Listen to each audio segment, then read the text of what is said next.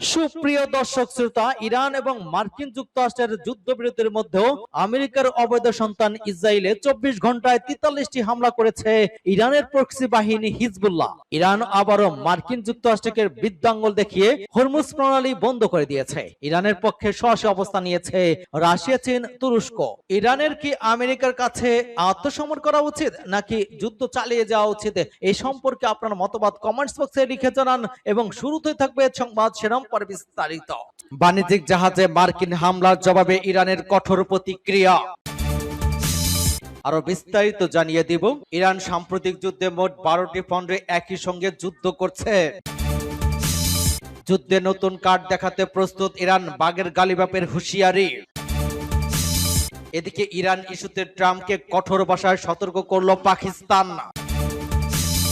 Iran এবং ইয়েমেনের হাতে থাকা মারাত্মক অস্ত্র নিয়ে ভয়ে আছে ইসরায়েল, কি সেই অস্ত্র? নেতানিয়াহু হাঙ্গেরিতে এলে তাকে গ্রেফতার করা হবে, নবনির্বাচিত প্রধানমন্ত্রীর হুঙ্কার। ইরানি হামলায় কত মার্কিন সেনা আহত জানালো পেন্টাগন। এবং সর্বশেষে জানিয়ে দিব, ইরানকে গোপনে সাহায্য করছে চীন ও রাশিয়া। এতক্ষণ শুনছিলেন সংবাদ শিরোনাম, এখন বিস্তারিত। তবে তার আগে অনুরোধ থাকবে এই ভিডিওতে একটি লাইক দিন এবং কমেন্টস করে জানিয়ে দিন আপনি কোন জেলা থেকে বা কোথা থেকে আমাদের সাথে যুক্ত রয়েছেন। এবং সংবাদের সর্বশেষ গুরুত্বপূর্ণ আপডেট পেতে চ্যানেলটি সাবস্ক্রাইব করে আমাদের সঙ্গেই থাকুন। ধন্যবাদ। বাণিজ্যিক জাহাজে মার্কিন হামলার জবাবে ইরানের কঠোর প্রতিক্রিয়া। ইরানের পররাষ্ট্র মন্ত্রণালয় সন্ধ্যায় ওমান সাগরে ইরানের উপকূলের কাছে ইরানি বাণিজ্যিক জাহাজ তুস্কার উপর মার্কিন সন্ত্রাসী বাহিনীর অবৈধ এবং বর্বর হামলার তীব্র নিন্দা জানাচ্ছে। পাস্টুডে জানিয়েছে, পররাষ্ট্র মন্ত্রণালয় বলেছে, এই ঘটনায় জাহাজের নাবিক কর্মী এবং সেখানে তাদের পরিবারবর্গের প্রতি ভীতি প্রদর্শনের মাধ্যমে সংগঠিত হয়েছে এবং এটি সামরিক জলদস্যুতা এবং সন্ত্রাসী কার্যকলাপ। এটি কেবল জাতিসংঘের সনদ এবং আন্তর্জাতিক আইন অমৌলিক নীতি এবং নিয়মের লঙ্ঘনায় একই সাথে 19 এপ্রিল যুদ্ধবিরতি চুক্তির সুস্পষ্ট লঙ্ঘনের আরেকটি উদাহরণ এবং একটি ইসলামিক প্রদত্ত ইরানের বিরুদ্ধে আগ্রাসনমূলক কাজ হিসেবে বিবেচনা করা হয়েছে। পররাষ্ট্র মন্ত্রণালয় আরো বলেছে, ইসলামী প্রজাতন্ত্র ইরান এই বিষয়ে জাতিসংঘ মহাসচিব এবং ওই সংস্থার নিরাপত্তা পরিষদের সদস্য এবং আন্তর্জাতিক সামুদ্রিক সংস্থার দৃষ্টি আকর্ষণ করেছে এবং আন্তর্জাতিক বাণিজ্যিক জাহাজ চলাচলের বিরুদ্ধে যুক্তরাষ্ট্রের এই অপরাধমূলক কাজের তীব্র নিন্দা এবং কঠোর জবাব দেওয়ার জন্য আন্তর্জাতিক সংস্থা এবং দায়িত্বশীল সরকারগুলোর প্রতি আহ্বান জানিয়েছে। সূত্র পাস্টুডে। ইরান সাম্প্রতিক যুদ্ধে মোট 12টি ফ্রন্টে একই সঙ্গে যুদ্ধ করেছে। ইরানের সশস্ত্র বাহিনীর শীর্ষস্থানীয় সেনা কর্মকর্তা ব্রিগেডিয়ার জেনারেল আলী রেজা শেখ বলেছেন, তার দেশের উপর সাম্প্রতিক যুদ্ধে দেশটি কেবল ইসরায়েল এবং মার্কিনের মোকাবেলা করে একই সঙ্গে 12টি ফ্রন্টে যুদ্ধ করেছে। আজ সশস্ত্র বাহিনী দিবস উপলক্ষে তিনি এক সাক্ষাৎকারে ওই মন্তব্য করেছেন। আলী রেজা শেখ বলেছেন, সর্বোচ্চ নেতা এবং সিনিয়র সামরিক কমান্ডারদের হারানোর পরও অন্য কোনো দেশ এত দ্রুত কার্যকরভাবে বিভিন্ন ফ্রন্টের শত্রুর আগ্রাসনের জবাব দিতে সক্ষম হতো না যেমনটা সক্ষম হয়েছে ইরান। ইরানের সশস্ত্র বাহিনীর সক্ষমতার কারণে শত্রুরা ইসলামী ওই দেশটির সঙ্গে আলোচনার সাথে বসতে বাধ্য হয়েছে বলে তিনি মন্তব্য করেছেন। এই বিষয়টি কৌশলগত যুদ্ধের পরিবেশের সক্ষমতা হিসেবে পরিচিত বলে আরজ শেখ বলেছেন। 40 দিনের এই যুদ্ধে বিশ্বের সামরিক পরিবেশ এবং সাহিত্যকে বদলে দিয়েছে এবং প্রতিরক্ষা নীতিতে এই যুদ্ধ নতুন এক অধ্যায়ের সূচনা করতে পারে বলেও তিনি মন্তব্য করেছেন। সূত্র পাস্টুডে। যুদ্ধে নতুন কার্ড দেখাতে প্রস্তুত ইরান, বাগের গালিবাপের হুঁশিয়ারি। ইরান হুঁশিয়ারি দিয়ে বলেছে, হুমকির মুখে তারা আমেরিকার সঙ্গে কোনো আলোচনা যেতে রাজি নয়, বরং আবার যদি যুদ্ধ শুরু হয় তবে যুদ্ধের ক্ষেত্রে প্রতিপক্ষের বিরুদ্ধে ইরান নতুন নতুন কৌশল দেখাতে প্রস্তুত বলে জানিয়েছে দেশটির পার্লামেন্টের স্পিকার বাগের গালিবাব। মঙ্গলবার ভোরে সামাজিক যোগাযোগ মাধ্যম এক্স পোস্টে গালিবাব বলেছেন, আমরা যুদ্ধের ক্ষেত্রে নতুন নতুন কার্ড দেখাতে প্রস্তুত। ট্রাম্প নিজের কল্পনায় আলোচনার টেবিলকে আত্মসমরণের টেবিল বানাতে চাইছেন বলে অভিযোগ করেছেন গালিবাব। তিনি লেখেন, তিনি নতুন করে যুদ্ধ উস্কে দেওয়ার যৌক্তিকতা তৈরি করতে চাইছেন। পাকিস্তান রাজধানী ইসলামাবাদে গত 11 এপ্রিল প্রথম দফা শান্তি আলোচনায় গালিবাব ইরানের প্রতিনিধি দলের নেতৃত্ব দেন। দ্বিতীয় দফার সভা আলোচনার নেতৃত্ব দেওয়ার কথা রয়েছে তার। সূত্র বিবিসি দ্য গার্ডিয়ান। ইরান ইস্যুতে ট্রাম্পকে কঠোর ভাষা ব্যবহারে সতর্ক করল পাকিস্তান। ইরানের সঙ্গে সম্ভাব্য বৈঠকে আগে যুক্তরাষ্ট্রের প্রেসিডেন্ট ডোনাল্ড ট্রাম্পকে জনসম্মুখে কঠোর ভাষা ব্যবহার না করার জন্য সতর্ক করেছে পাকিস্তান। দেশটির সরকার পক্ষ থেকে ট্রাম্পের কাছে এই বার্তা পৌঁছে দেওয়া হয়েছে। ওয়াশিংটন পোস্টের এক প্রতিবেদনে বরাদ্দে এই তথ্য জানিয়েছেন মিডল ইস্ট আই। যুক্তরাষ্ট্র এবং ইরানের মধ্যে দ্বিতীয় দফা সম্ভাব্য আলোচনা সফল করতে মধ্যস্থতাকারী ভূমিকা পালন করছে পাকিস্তান। এই উদ্যোগের অংশ হিসেবে ট্রাম্পকে সংযুক্ত থাকার অনুরোধ জানানো হয়েছে। বার্তা সংস্থা রয়টার্সকে দেওয়া সাক্ষাৎকারে পাকিস্তানের একজন কর্মকর্তা বলেন, আমরা ইরানের কাছ থেকে ইতিবাচক সাড়া পেয়েছি, পরিস্থিতি বদলাচ্ছে। আমরা আশা করছি আগামীকালে এবং পরের দিনের মধ্যে ইরানে একটি প্রতিনিধি দল আলোচনায় অংশ নেবে। এই কর্মকর্তা জানান, দুদেশের মধ্যে চলমান যুদ্ধবিরতির সময়সীমা শেষ হওয়ার আগেই তেহরান এবং ওয়াশিংটনের সঙ্গে পাকিস্তান নিবিড়ভাবে যোগাযোগ রক্ষা করে চলছে।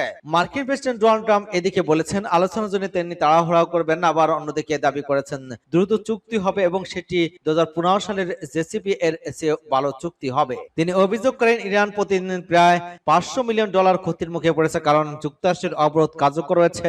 ট্রাম্প আরো স্পষ্ট করেন, ইরানকে অবশ্যই পারমাণবিক অস্ত্রের সক্ষমতা ত্যাগ করতে হবে, এ বিষয়ে তাদের কোনো ছাড় নাই। তিনি আরো বলেন, চুক্তি না হলে যুদ্ধ পুনরায় শুরু হতে পারে।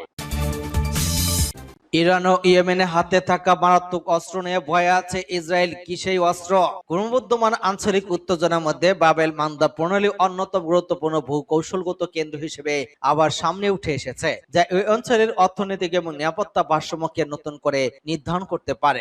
ইন্টারন্যাশনাল স্টুডেন্ট নিউজ এজেন্সির বরাদ্দে পাস্টুডে জানিয়েছে, প্রতিবেদনে বলা হয়েছে যে ইরানের উপর নতুন মার্কিন এবং ইসরায়েলি আগ্রাসনের ফলে বাবেল প্রণালী বন্ধ হয়ে যাওয়ার সম্ভাব্য পরিণতি তেল আবিবের জন্য গুরুতর হবে, কারণ ইসরায়েল এশিয়া এবং আফ্রিকার সাথে যোগাযোগের জন্য ওই সমুদ্রপথের উপর ব্যাপকভাবে নির্ভরশীল। প্রতিবেদনে বলা হয়েছে, ইরানের আনসারুল্লাহ আন্দোলনের একজন পদস্থ কর্মকর্তা হুসেন আল ইজ্জি সাম্প্রতিক ট্রাম্পকে এই গুরুত্বপূর্ণ প্রণালীটি বন্ধ করে দেওয়ার হুমকি দিয়েছেন। মার্কিন জ্বালানি দপ্তর এবং আন্তর্জাতিক জ্বালানি সংস্থা দেওয়া তথ্য থেকে জানা যায়, বাবেল মান্দাব প্রণালী বিশ্বের অন্যতম গুরুত্বপূর্ণ সামুদ্রিক রুট, যার মধ্য দিয়ে বৈশ্বিক বাণিজ্যের 10 থেকে 15% চলাচল করে। এর অর্থ হলো ওই অঞ্চলের মধ্য দিয়ে প্রায় 60 লাখ ব্যারেল তেল এবং লক্ষ লক্ষ ঘনমিটার তরলকৃত প্রাকৃতিক গ্যাস যায়। অক্সফোর্ড ইউনিভার্সিটি অর অ্যান্টোলজি স্টাডিজের মতে, হরমুজ প্রণালী এশিয়া এবং ইউরোপের মধ্যে একটি গুরুত্বপূর্ণ বাণিজ্যিক পথ, যার মধ্য দিয়ে প্রতিদিন 50 থেকে 70টি বাণিজ্যিক জাহাজ $10 মিলিয়ন বেশি মূল্যের পণ্য নিয়ে যাতায়াত করে। এখন যদি বাবেল মান্দাব প্রণালীটি বন্ধ করে দেওয়া হয় বা চলাচলের অযোগ্য করে তোলা হয়, তবে জাহাজগুলো দক্ষিণ আফ্রিকার কেপ অফ গুড হোপ এড়িয়ে যেতে বাধ্য হবে, যার ফলে প্রতিটি যাত্রায় 3000 থেকে 3500 নটিক্যাল মাইল দূরত্ব এবং 10 থেকে 15 দিন অতিরিক্ত যোগ হবে।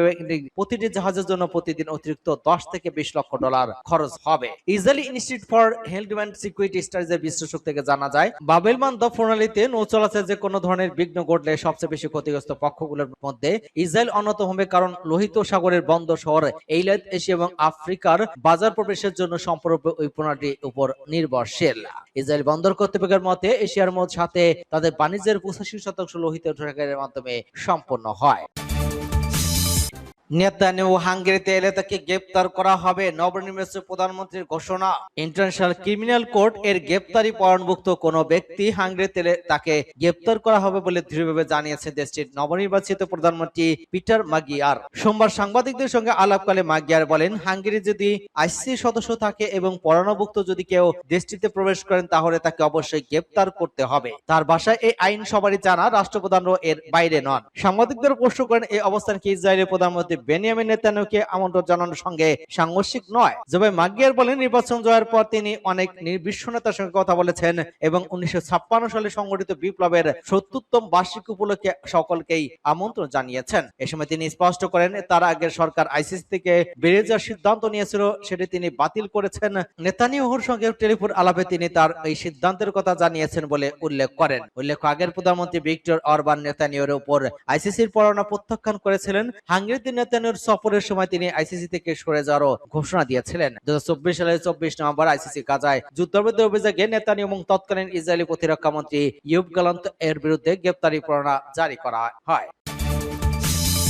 ইরানি হামলায় কত মার্কিন সেনা আহত জানালো পেন্টাগন। অপারেশন এপিক ফিউরি শুরু হওয়ার পর থেকে পর্যন্ত ইরানি হামলায় অন্তত 415 জন মার্কিন সেনা সদস্য আহত হয়েছেন বলে জানিয়েছে যুক্তরাষ্ট্রের প্রতিরক্ষা দপ্তর। সোমবার পেন্টাগনের প্রকাশিত সর্বশেষ তথ্যের বরাতে আনাদুলু এজেন্সি এই খবর নিশ্চিত করেছে। পেন্টাগনের উপাত্ত অনুযায়ী চলমান এই সংঘাতে এখন পর্যন্ত 13 জন মার্কিন সেনা নিহত হয়েছেন। গত 28 ফেব্রুয়ারি ইরান অভিমুখে যুক্তরাষ্ট্র এবং ইসরায়েলি যৌথ হামলার পর থেকে মধ্যপ্রাচ্যে আঞ্চলিক উত্তেজনা চরম রূপ নেয়। এই সামরিক অভিযানে এখন পর্যন্ত 1300 বেশি মানুষ প্রাণ হারিয়েছেন।